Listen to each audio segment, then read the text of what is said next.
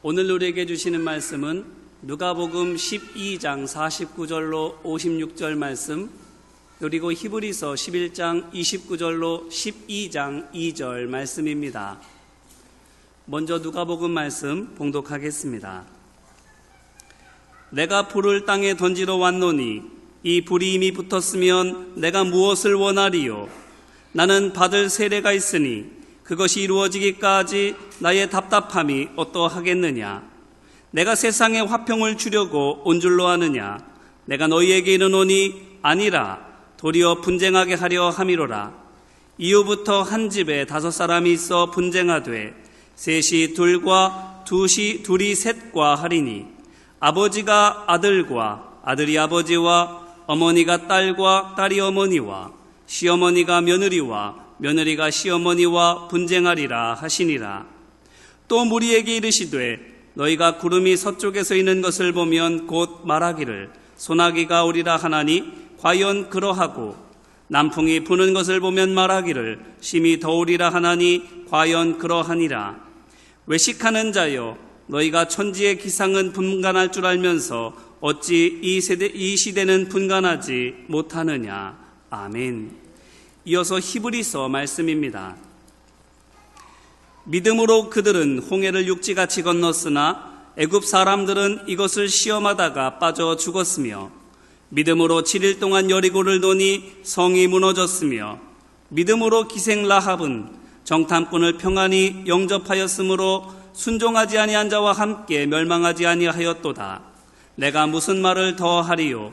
기드온, 바락, 삼손, 입다, 다윗 및 사무엘과 선지자들의 일을 말하려면 내게 시간이 부족하리로다. 그들은 믿음으로 나라들을 이기기도 하며 의를 행하기도 하며 약속을 받기도 하며 사자들의 입을 막기도 하며 불의 세력을 멸하기도 하며 갈라를 피하기도 하며 연약함 가운데서 강하게 되기도 하며 전쟁에 용감하게 되어 이방 사람들의 진을 물리치기도 하며 여자들은 자기의 죽은 자들을 부활로 받아들이기도 하며 또 어떤 이들은 더 좋은 부활을 얻고자 하여 심한 고문을 받되 구차히 풀려나기를 원하지 아니하였으며 또 어떤 이들은 조롱과 채찍질 뿐 아니라 결박과 옥에가 치는 시련도 받았으며 돌로 치는 것과 톱으로 켜는 것과 시험과 칼로 죽임을 당하고 양과 염소의 가죽을 입고 유리하여 궁핍과 환난과 확대를 받았으니 이런 사람은 세상이 감당하지 못하느니라. 그들이 광야와 산과 동굴과 토굴에 유리하였느니라. 이 사람들은 다 믿음으로 말미암아 증거를 받았으나 약속된 것을 받지 못하였으니 이는 하나님이 우리를 위하여 더 좋은 것을 예비하셨은즉 우리가 아니면 그들로 온전함을 이루지 못하게 하려 하심이라. 이러므로 우리에게 구름같이 둘러싼 허다한 증인들이 있으니 모든 무거운 것과 얽매이기 쉬운 죄를 벗어버리고 인내로서 우리 앞에 당한 경주를 하며 믿음의 주요 또 온전하게 하시는 이인 예수를 바라보자. 그는 그 앞에 있는 기쁨을 위하여 십자가를 참으사 부끄러움을 개의치 아니하시더니 하나님 보좌 우편에 앉으셨느니라. 아멘. 예배에 초대받으신 여러분들을 주의 이름으로 축복합니다. 이 주간에는 광복 74주년 기념식이 있었습니다. 요즘에 한일 간에 관심이 있었기 때문에 한일 간의 첫 번째 불행, 한일 협정보다 더 강화도 조약을 맺게 만들었던 운양호 사건이 생각이 나서 인천 앞바다 어딘가 있었다 그러는데 어딜까? 그리고 검색을 해보니까 인천 앞바다에서 수심을 잰다고 하는 구실로 기웃거리던 일본 해군 운양호, 그 배가 난지도에 정박했었다. 그래서 난지도에서 물을 구하다가 여러 가지 일들이 벌어졌고, 그리고 그 하일단에 육전단이라고 하면은 상륙하는 배를 타고 이 강화 쪽 초지 쪽을 갔다가 초지에서 교전이 만들어졌다 하는 얘기를 들었습니다. 난지도? 그 난지도 우리 동네인데, 난지도라고 하는 것은 이 경서동, 지금은 다 육지가 됐지만 경서동 바다 쪽에 고잔이라는 곳인데 그 고잔 밖에 있는 섬이 바로 난지도였습니다. 그렇다고 하면 그 운야고 사건이 바로 이 서구, 특별히 우리가 사는 이 지역에서 일어난 사건이라고 생각이 되어집니다. 때는 1875년 그리고 8월 22일, 그러니까 아마 음력이니까 요즘보다 조금 지나간 때였을 거라고 생각합니다. 이 불행의 시작이, 나라 간의 불행의 시작이 이 마을에서 있었다고 하는 사실이 역사적으로 우리에게는 뭘까, 그런 생각을 해보게 하는 그런 한 주간을 지났습니다. 8.15 광복절을 지나며 대통령의 경축사 가운데 김기린이라고 하는 사람의 시를 인용하고 있었습니다. 용광로에 불을 켜라, 새나라의 심장에 철선을 뽑고 철근을 들리고 철판을 펴자. 시멘트와 철과 희망 위에 아무도 흔들 수 없는 새 나라를 세워가자.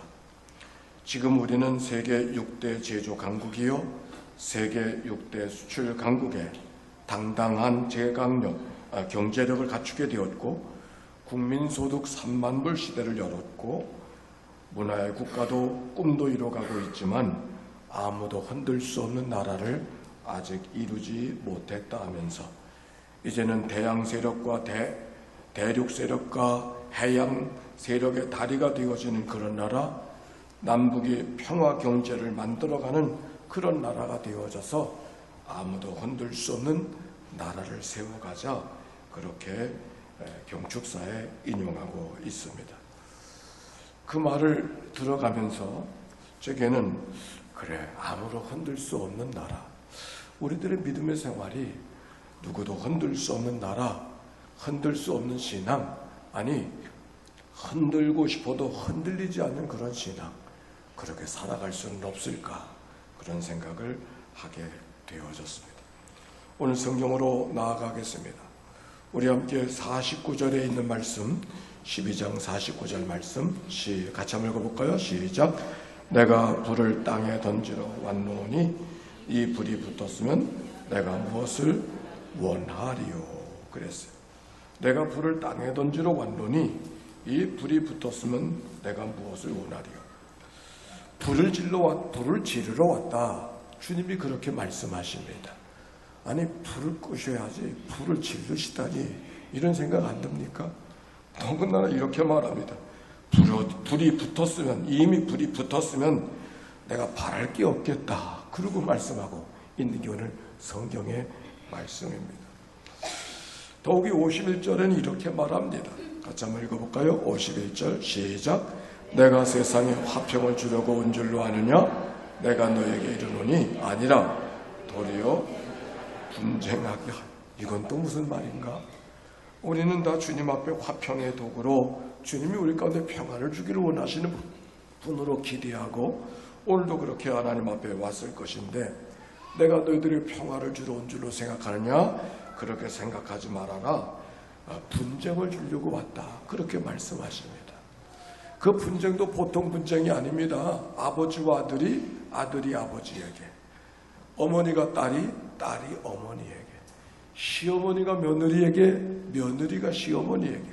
아니, 며느리하고 시어머니는 있을 수 있는 얘기인데 아버지와 아들이 무슨 분쟁할 게 뭐 있을까? 아니, 딸과 어머니가 무슨 분쟁할 것이 있을까? 그러나 오늘 성경을 보니까 그런 분쟁이 있을 것이다, 그렇게 말씀하고 있습니다.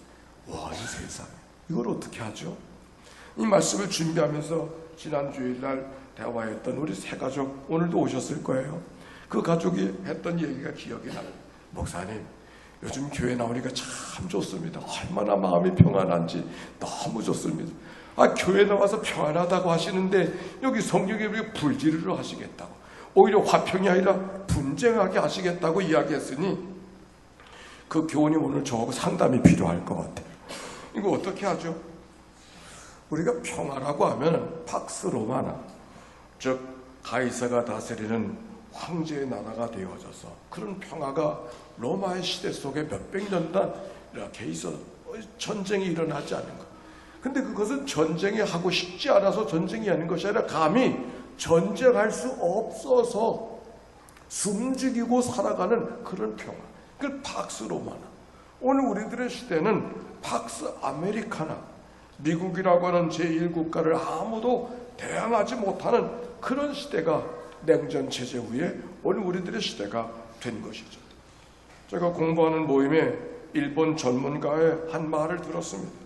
그분이 태평양 전후회를 통해서 일본이 세운 첫 번째 정책이 뭔지 아느냐고. 그 정책은, 첫 번째 정책은 다른 게 아니라 늘 2등 국가 되는 거, 2등 하는 거. 절대로 1등하지 않는 게 이게 일본의 첫 번째 정책이라는 거예요.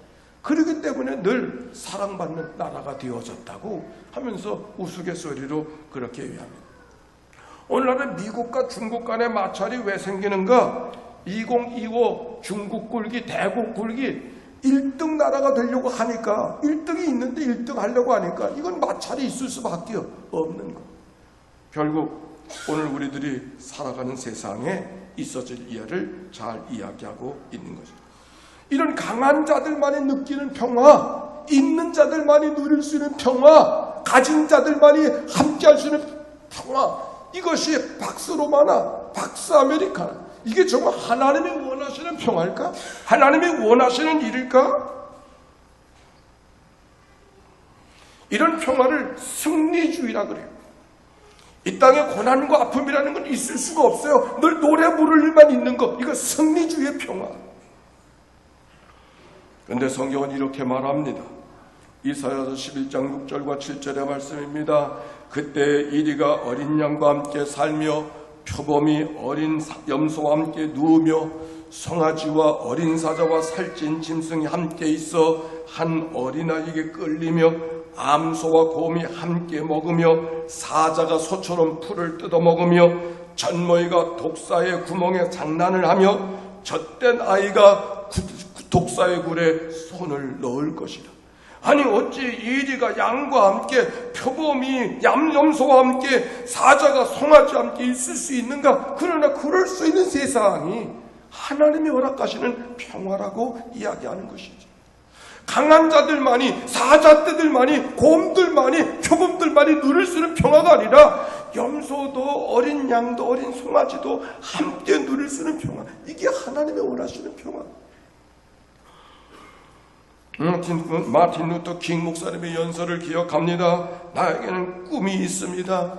언젠가 이 나라는 모든 인간이 평등하게 태어났다는 사실을 자명한 진실로 받아들이고 이 진정한 의미를 신조로 삼고 살아가게 되는 날, 나는 그런 날이 올 거라고 꿈을 갖고 있습니다. 언젠가는 조지아의 붉은 언덕 위에 예전에 노예였던 부모의 자식들과 노예의 주인이었던 그 주인의 자식들이 함께 형제의 식탁에 둘러앉아 오리라고 하는, 둘러앉아 밥을 먹으리라는 그런 꿈을 갖고 있습니다. 언젠가는 불의와 억압의 열기에 신음하던 저 황폐한 미시시피 주의 자유와 평등의 오아시스가 될 것을 생각하는 그런 꿈을 갖고 있습니다. 나와 내 자녀들이 피부의 색깔이 아니라 인격으로 평가받는 그런 나라에 살게 될 날을 꿈을 갖고 있습니다. 말씀을 준비하며 킹 목사의 1263년대 연설을 들으니 이렇게 연설을 멋지게 할 수 있을까? 아니 이게 정말 명문 중에 명문, 다 소개하지 못하는 게 정말 한이요. 여러분, 우리가 원하는 평화는 어떤 평화인가요? 강한 자들만이 누릴 수 있는 그런 평화인가요? 아니면 강한 자가 약한 자와 함께 더불어가는 그런 평화인가요? 어느 우리 교우님 어느 분이 내게 얘기했는지 기억이 안 나는데 노트에 이런 거예요. 목사님, 요즘에 초등학교 5학년 애들의 꿈이 뭔지 아세요? 초등학교 5학년, 중학교 2학년이 아니라 초등학교 5학년 강조하더라고요. 초등학교 5학년 아이들의 꿈이 뭔지 아세요? 그걸 내가 어떻게 알아요? 여러분 아세요? 돈 많은 백수가 되는 게 꿈이래요.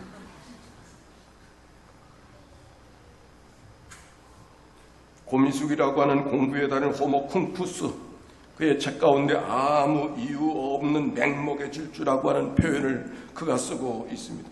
지방의 한 중학교의 영재학교 학급에서 주고받은 대화를 싣고 있었습니다. 선생님이 아이들에게 물었습니다. 왜 공부하지? 돈 벌려고요. 얼마나 벌고 싶은데 10억쯤 있었으면 좋겠어요.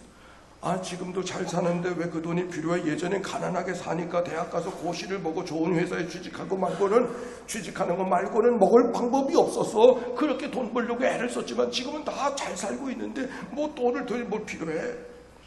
아무튼 10억쯤 있으면 마음이 든든할 것 같아요. 그렇게 대답하더라. 그래서 그랬답니다. 그래, 그 돈 갖고 뭐 하려고 그래요? 뭐 하려고 하는지 없어요. 뭐 하려고 하는지 없어요. 그냥 돈이 있으면 좋겠다. 어쩌면 그 꿈은 그 어린아이들만이 아니라 이 땅에 살아가는, 현대를 살아가는 무수한 사람들의 생각이 거기에 머물러 있지 않을까.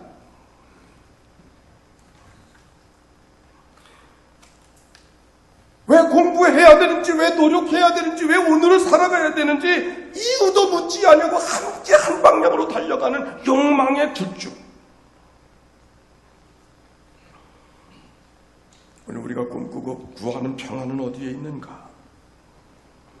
오늘 성경에 있는 말씀, 히브리서 11장의 말씀, 믿음의 사람이 소개되고 있습니다. 33절 이렇게 말합니다. 그들은 믿음으로 나라들을 이기기도 하며 의를 행하기도 하며 약속을 받기도 하며 사자들의 입을 막기도 하며 불의 세력을 멸하기도 하며 칼날을 피하기도 하며 연약한 가운데 강하게 되기도 하며 전쟁에 용감하게 되어 이방 사람들의 진을 물리치기도 하며 강한 자의 삶의 모습을 이야기하고 있었습니다. 그런데 35절에 이렇게 말합니다. 어떤 이들은 죽은 자들을 부활로 받아들이기도 하며 더 좋은 부활을 얻고자 하면서 심한 고문을 받되 구차히 풀려나기를 원하지 아니하며 또 어떤 이들은 조롱과 채찍질뿐만 아니라 결박과 옥에 갇히는 시련도 받았으며 톱에 켜는 것과 돌로 치는 것과 시험과 칼에 죽임을 당하고 양과 염소의 가죽을 입고 유리하여 궁핍과 환난과 학대를 받았으니 광야와 산과 동굴과 토굴에 유리하였느니. 성경이 믿음의 사람이 된다고 하는 것이 살기만 하는 것이 아니라, 아니 별 문제 없어서 기도하고 찬송하는 일만 있는 것이 아니라 죽음을 대면하는 것이고 조롱과 채찍과 결박과 옥에 갇히는 시련을 대면하는 것이고 그 속에서 알 수 없는 여러 가지 어려움 속에 있었던 그 속에서 믿음의 사람들이 만들어지고 있다고 하는 사실을 오늘 성경이 이야기하고 있는 것이죠. 오늘 성경 우리들에게 불지르러 왔다고, 오늘 성경 화평을 주로 생각하지 말아라, 분쟁하게 하려, 왜 그렇게 말씀하고 있는가? 아무것도 없는 삶, 평안하기만 하는 삶, 노래만 할 수 있는 자의 삶, 좋은 일만 늘 차곡차곡 있어지는 삶, 그런 삶을 결코 우리가 살아가는 삶 속에 있는 것이 아니기 때문에 불지르러 가겠다. 내가 그렇게 인생을 살기를 원하면 내가 불질러 놓겠다. 그래야 네가 사람이 되니까. 생명의 주인이 누군지 내가 알 수 있으니까. 천지의 기상을 분별할 줄 알면서 어찌 이것은 내가 모르느냐. 오늘 성경은 그렇게 말하는 거예요. 새벽에 사도행전을 읽어갑니다. 사도행전의 역사가 부활하신 예수님의 역사와 더불어 마가의 다락방의 성령의 역사를 통하여서 말씀을 전하니 3,000명씩 5,000명씩 교회수가 날마다 성장하는 이야기가 기록이 되어져 있었으면서 참으로 놀라운 역사였었습니다. 그런데 거기 사도행전 5장을 지나가면서 한 사건이 생겼습니다. 아나니와 삽비라, 판 것을 얼마를 감추매 오히려 어둠의 역사. 아니 밝고 완벽하고 정말 멋진 공동체 안에 어둠의 세력이 올 거예요. 어찌 성경을 기록하는 사람으로 그들이 무슨 일을 했는가를 정말 알고 싶어하는 사람들에게 그 사건을 알려주기 위해서 그 얘기 좀 빼놓고 가고 싶은 마음이 없었을까? 그런데 그 빼고 싶은 이야기가 거기 그대로 기록되어져 있는 이유가 어디에 있는가? 좋은 이야기만 해도 할 얘기가 많은데 그 어둠의 얘기가 거기 한복판에 들어와서 한 길목을 차단하고 있는 이유가 어디에 있을까? 여러분, 그게 우리의 삶이잖아요. 그게 우리의 교회잖아요. 그게 인생이잖아요.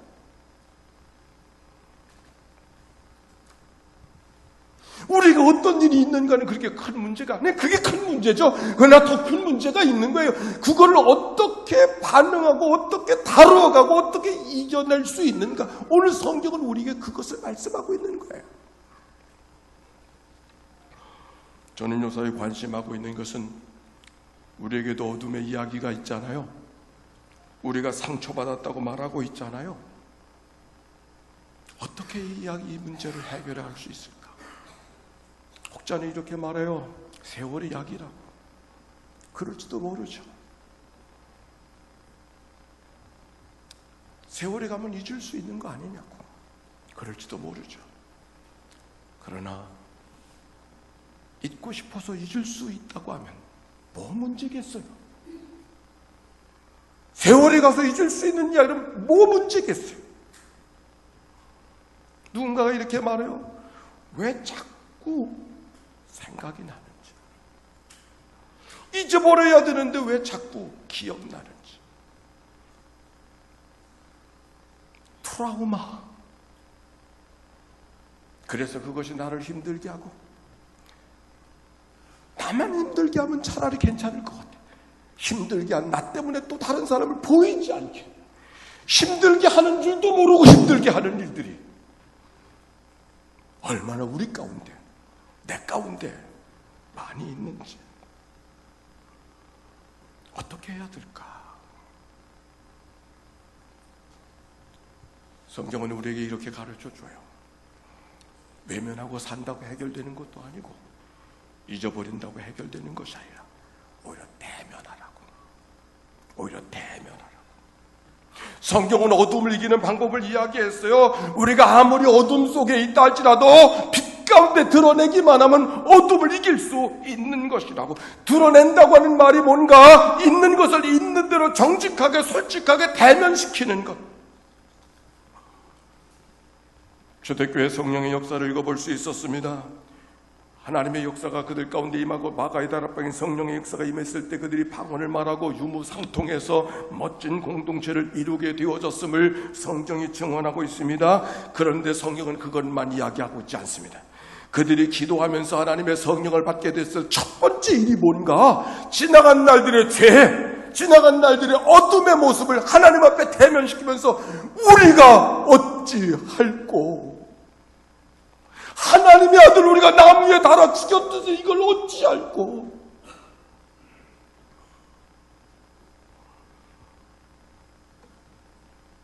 하나님 앞에 자기 어둠의 모습을 정직하게 대면하게 됐을 때 하나님께서 그들의 어둠을 걷어주시고 그 가운데 빛 가운데 드러나게 하시고 그들의 삶이 새로운 삶을 살아가게 하셨던 역사가 성경의 역사인 것이죠. 오늘도 우리는 빛을 기다리는 줄로 믿습니다. 오늘도 우리는 치유를 기다리는 줄로 믿습니다. 그런데 여러분 생각해 보세요. 모든 빛은 그림자와 함께 옵니다. 그림자 없는 빛이 없어요.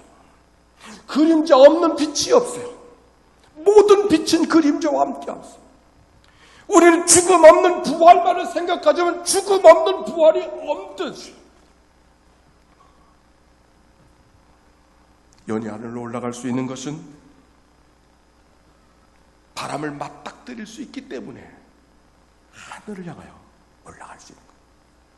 우리가 어둠을 외면하는 것이 아니라 오히려 대면했을 때 비로소 하나님을 향하여 새로운 발걸음을 걸어갈 수 있습니다. 리차드 로라고 하는 사람은 이런 것을 가리켜서 마치 밤바다를 항해하는 배와 같다고. The night sea journey. 밤바다를 항해하는 것 같다. 어둠의 한복판을 항해하는 비 얼마나 두렵겠어요. 무슨 일이 벌어지는지 알 수 없는 그 밤바다. 그러나 그 어둠의 바다를 외면하지 아니하고 도망가지 아니하고 밤바다를 향하여 직면하고 나아갔을 때 비로소 항구에 다다라 갈 수 있는 거라고. 리차드로의 이야기. 아무도 흔들 수 없는 나라. 그 말을 들으면서 그것이 정치적 수사일 수는 있어도 우리의 삶은 결코 그럴 수 없는 건데, 흔들리지 않는 삶이 아니라 오히려 언제든지 흔들릴 수 있는 삶. 우리의 신앙도 흔들리고 우리의 사랑도 흔들리고 우리의 믿음도 흔들리고 우리의 살아가는 삶의 일도 흔들릴 수밖에 없는 게 아니 살아있으니까 흔들리는 거죠. 문제는 흔들림 속에 넘어지지 않는 거. 아니 넘어진 자리에서도 아주 엎드러지지 않는 거. 넘어진 자리에서도 다시 일어서는 거. 아니 죽은 자 가운데서 죽음을 건너시고 일어서신 부활하신 예수님처럼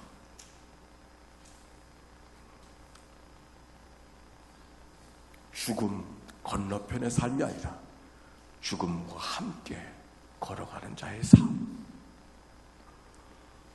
셀리 람보라고 하는 셀리 람보라고 하는 보스턴의 한 교수가 성령과 트라우마라고 하는 책을 썼습니다. 그 책의 서문에 자기의 삶을 소개하고 있습니다. 자기가 초등학교 5학년 딸이 하나 있는데 그 초등학교 5학년 딸이 임신하고 있다가 꼭 25째 하루 만에 819g으로 태어났답니다. 아니 819g 이게 뭐 어떻게 해?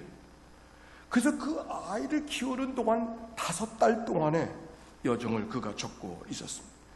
신생아 집중실에서 삶과 살을 죽음과 삶을 오고가 넘나드는 그 5달 동안 그 시간을 어떻게 지냈는지 자기는 지옥 같은 시간을 지냈었다고.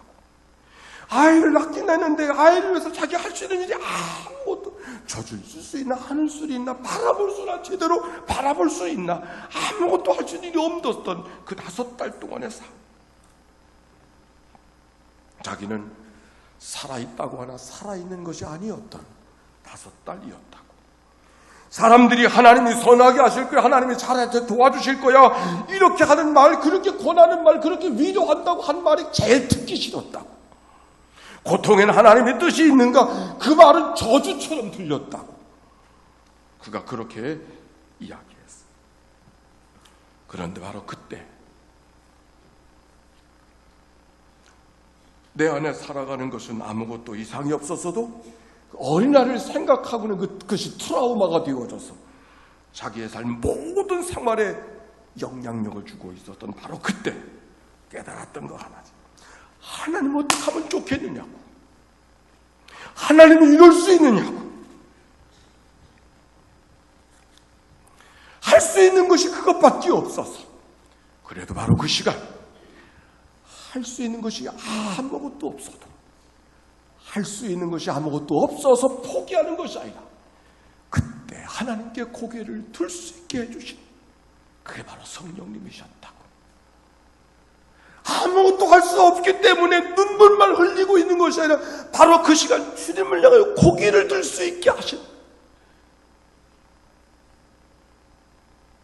그것이 바로 성령 하나님이셨다.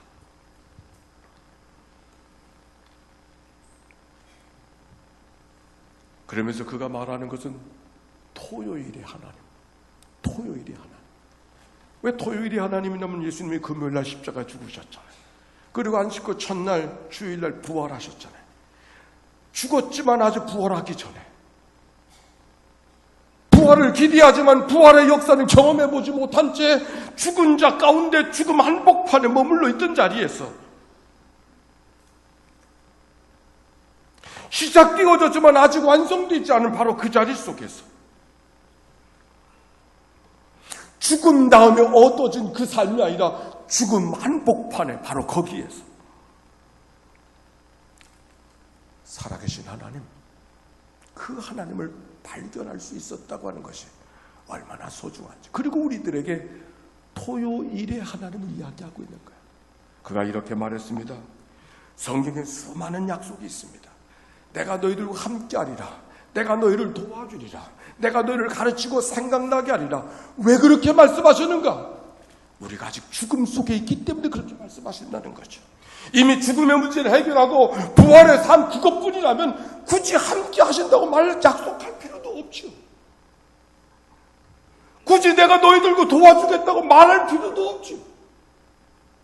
내가 너와 함께하니까 너는 이제 고민하지 않는다 그렇게 말하고 있지 않아요. 내가 너를 도와주리라. 두려워하지 말아라. 함께하리라. 그와 같이 너를 버려두지 않을 말씀을 계속해서 그렇게 말씀하고 있어요. 왜? 우리가 토요일을 살고 있기 때문에. 우리가 토요일을 살고 있다는 사실을 외면한다고 해결될 수 않아요. 대면해야 돼. 아, 내가 지금 토요일이 있구나. 이걸 정직하게 인정하고, 믿음이 좋은 사람이나 믿음이 초신자나 이거를 잊어버리고 살아가는 이걸 대면하고 인정하고, 그래서 토요일날 오늘도 함께하마 하셔 약속하셨던 그 하나님을 모시고 바라보고 의지하고 살아가는 삶. 우리가 신앙생활 하면서 가장 큰 고민 가운데는 오래 예수 믿었는데 아직 내 안에 왜 이렇게 고민이 있지? 안다고 아는데 왜 내 안에 흔들림이 있지? 믿는다고 믿었는데 왜 내가 변화가 안 되지? 토요일이야. 아직도 공사 중이야.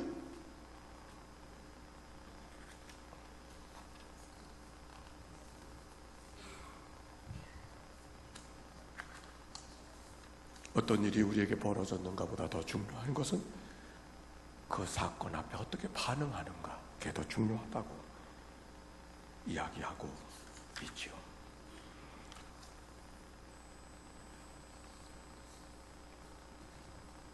흔들리지 않은 신앙, 흔들림이 없이 인생을 살아갈 수는 아무도 없습니다. 오히려 흔들림이 있어야 믿음의 사람이 되죠. 믿음은 의심으로부터 시작해요. 도마의 의심이 도마를 믿음의 사람으로 만든 거죠. 의심이 없던 사람이기 때문에 도마가 된 게 아니고 의심이 있었기 때문에 도마가 된 거예요. 믿음의 사람이 그런 거예요. 내 안에 왜 흔들림이 있나? 걱정하지 마세요. 믿음은 거기서부터 시작되는 거예요. 문제는 거기서 어떻게 반응하고 있는가? 무엇을 바라보고 있는가? 시 한 편이 생각이 났어요. 조병아의 노래, 흔들리지 않고 피는 꽃이 어디 있겠나? 이 세상 그 어떤 아름다운 꽃들도 다 흔들리면서 피었나니, 흔들리면서 줄기를 곧게 세웠나니, 흔들리지 않고 가는 사랑이 어디 있으랴? 젖지 않고 피는 꽃이 어디 있으랴? 이 세상 그 어떤 빛나는 꽃들도 다 젖으며 피었나니, 바람에 비에 젖으며 꽃잎 따뜻하게 피었나니, 젖지 않고 가는 인생 어디 있으랴? 오늘 시브리서의 말씀은 이렇게 말합니다. 우리 앞에 당한 경주를 경주하며 쉬엄쉬엄 가는 인생길에 그렇게 말하잖아요. 우리 앞에 당한 경주를 경주하며. 경주자의 삶이 어떤 삶입니까? 그런데 이렇게 말해요. 믿음의 주여 온전케 하신 예수를 바라보자. 사도행전의 이야기를 했습니다. 초대교회들이 핍박을 받았습니다. 예수를 전하지 말라 그랬습니다. 가뒀습니다. 그들을 어렵게 했습니다. 고난을 주었습니다. 매질을 했습니다. 때로는 죽이기도 했어요. 그런데 성경이 이렇게 말해요. 예수 때문에 능력받는 것을 기뻐함으로 살았다. 스데반은 이렇게 말합니다. 돌에 맞아 죽으면서 그의 얼굴이 천사 같았다. 사랑하는 성도 여러분, 또 한 주간이 시작이 됩니다. 여전히 우리 세상은 이런저런 사건들이 우리를 흔들어댈 겁니다. 그 속에서 넘어지지 말고 흔들리는 산이 그 죽음의 한복판에 주님을 바라봤던 믿음의 선조들처럼 주님을 바라보며 걸어가는 믿음의 장부들 모두가 되시길 주의 이름으로 축원합니다. 찬송하십시다. 주여 나의 병든 몸을 지금 고쳐주소서.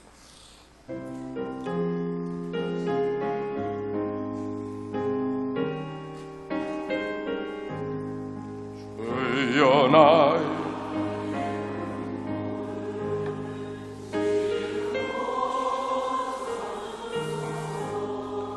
모든 병을 고쳐주마. 주 약속하셨네. 내가 지금 굳게 믿고 주님 앞에 구하오니 주여 크신 권능으로 고쳐. 우리 1절만 다시 부릅시다. 주여 나의 병든 몸을 지금 고쳐주소서.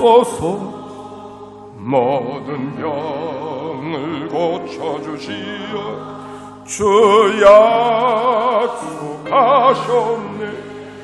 내가 지금 굳게 믿고 주님 앞에 구하오니 주여 거친 권능을 고쳐주소서. 우리 함께 기도하십시다. 기도로 주님 앞에 나아갈 때 주님 앞에 솔직하게 우리의 삶의 내면을 드러내면서 하나님, 나를 치료하여 주옵소서. 나의 상처를 어루만져 주옵소서. 나의 어둠을 주님 앞에 내어놓습니다. 나를 만져 주옵소서. 하나님의 치료가, 하나님이 회복하신 은혜가 우리 가운데 시작되게 하시는 놀라운 은혜가 이 아침 우리 가운데 있기를 바랍니다. 함께 기도하며 주님 앞에 나아갑시다. 기도하십시다. 사랑이 많으시고 자비로우신 아버지 하나님, 저희들을 용납하여 주시옵소서. 이런 일 저런 일, 이런 사건 저런 사건, 이런 욕심 저런 욕심에 붙들려 살아가는 저희들, 주님이여 저희들을 긍휼히 여겨 주옵소서. 우리가 감당치 못할 시험당함을 허락하지 아니하신다고 주님 말씀하지 않으셨습니까? 시험당할 쯤에 피할 길을 내사 능히 감당케 하시는 분이 주님이시라고 말씀해 주지 않으셨습니까? 오늘도 이 아침 저희들이 주님 앞에 날려나와 우리의 내면을 주님 앞에 드러냅니다. 우리의 연약함을 드러냅니다. 우리의 부족함을 드러냅니다. 우리의 어두운 마음을 드러냅니다. 우리의 상처를 드러냅니다. 우리의 욕심을 드러냅니다. 주님이여 저희들의 강팍한 마음을 드러냅니다. 우리의 부끄러운 마음을 주님 앞에 드러냅니다. 주님이여 저희들을 찾아오소서. 토굴에서 동굴에서 산에서 들에서 믿음의 사람으로 드러내셨던 하나님의 거룩한 역사가 믿음의 사람들 가운데 있었던 것처럼 저들을 믿음의 사람으로 바꿔주시는 하나님의 은혜가 있도록 축복하여 주옵소서. 하나님이여 저희들을 긍휼히 여겨 주옵소서. 병상에서 이 아침을 맞이하는 식구들을 찾아가 만나주시고 환무환전으로 만져주소서. 질그의 골짜기 한복판에서 소생하신 하나님의 놀라운 은혜를 경험하도록 인도하여 주시옵소서. 하나님의 치료하시는 역사들을 경험하도록 인도하여 주옵소서. 도우시옵소서. 죽음의 한복판에서 오늘도 도우시고 살리시는 성령의 역사가 우리 가운데 오소서. 초대교회 백성들을 살려주셨듯이 믿음의 사람으로 빚어가셨듯이 오늘로 저희들을 인도하여 주시옵소서. 감사합니다. 찬양합니다.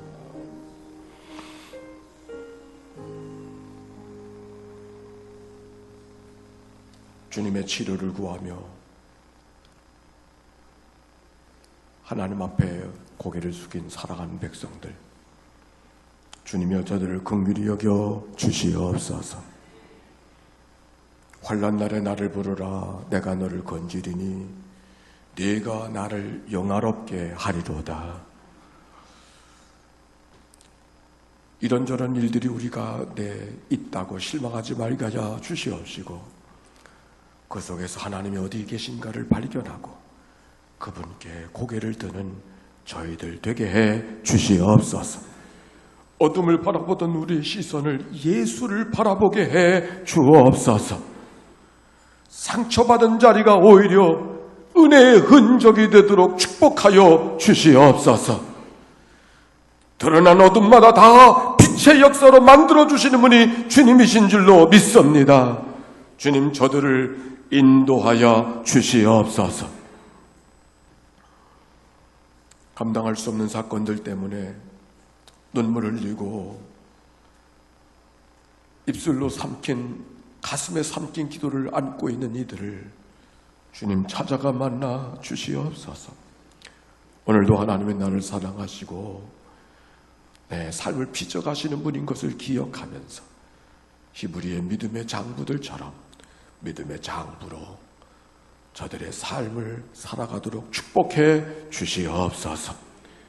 어둠의 한복판에 내버려 두지 아니하시고 바로 거기까지 오셔서 함께하며 약속하신 주님의 은혜가 우리 가운데 함께하여 주시옵소서.